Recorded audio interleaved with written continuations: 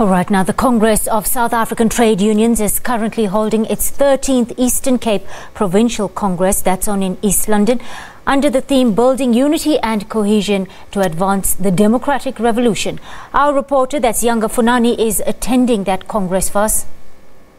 A very good afternoon to you and to the viewers. We are coming to you from East London, where COSATU is currently holding its 13th Provincial Congress in the Eastern Cape under the theme Building Unity and Cohesion to Advance the National Democratic Revolution here in the Eastern Cape. Now, to join us, telling us more about the Congress is the National Secretary of COSATU, Mr. Peki Chalinjal. Good afternoon, sir, and thank you for joining us. Good afternoon, and good afternoon to the viewers at home. We are speaking about unity. How important is unity in this era of COSATU? I think unity is everything for COSATU. Unity is our existence. We're coming from a difficult period here in the Eastern Cape, where opposition trade unions targeted COSATU Eastern Cape and to write its death and says if they can be able to crack COSATU here, COSATU will be finished.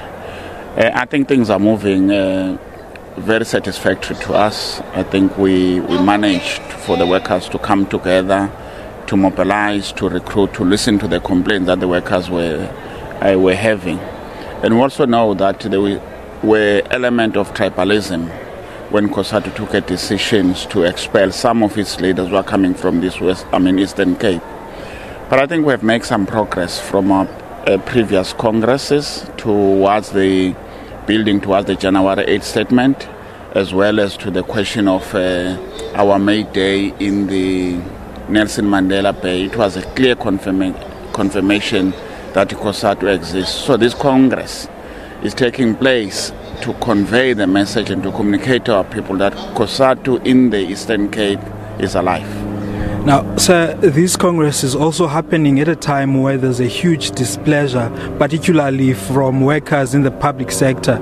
Now, they are complaining about the 7% agreement which was signed by many of their affiliates unions. Now, to really ensure that the workers have confidence in the leadership of COSATU, what do you have to say?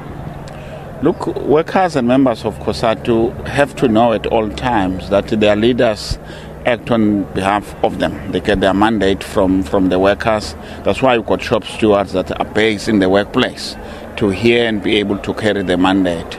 We understand that it was a difficult negotiation. We understand too that it took many weeks for the leadership of the union going everywhere to seek a mandate, and eventually there was a broad agreement within the union. Does not mean everybody agrees with the 7%, but weighing everything else, I think they come to that decision, and I think it's a decision that has to be internalized within the union. Where people get grievances or unhappy, union has to engage them, because negotiations are going to be a continuous process.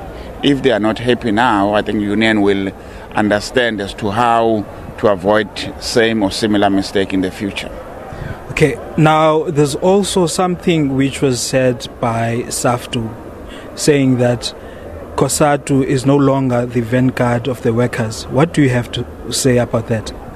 COSATU was never a vanguard. I think they confuse the terms, the political terms. The Communist Party will have been the vanguard of the workers. The mere fact that we exist, the mere fact that we represent and we're the biggest affiliates, in fact, we are the biggest federation taking all workers together, clearly indicate that workers got confidence in COSATU. Of course, there will be challenges from time to time. We're the first to accept that there are challenges, and we are in the meeting and we hear that some other unions are struggling.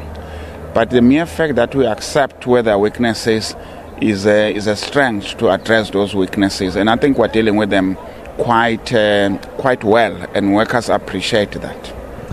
Speaking about SAFTU, how much of a threat is it to COSATU, knowing that since it was formed last year, April, it's almost reaching 1 million in terms of membership? I doubt that, the membership that we are talking about.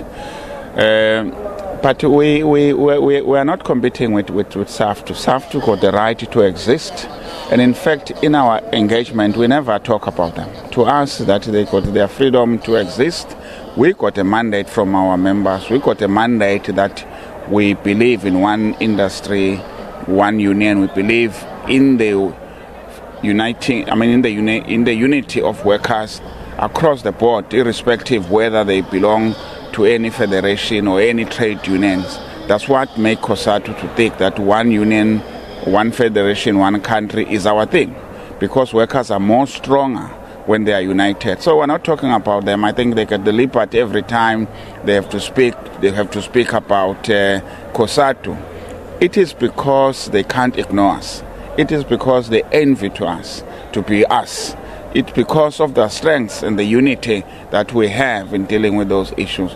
To us, there's no different from any other federation that exists in this country, and we don't have to spend energy talking to them or their existence. It's none of our business.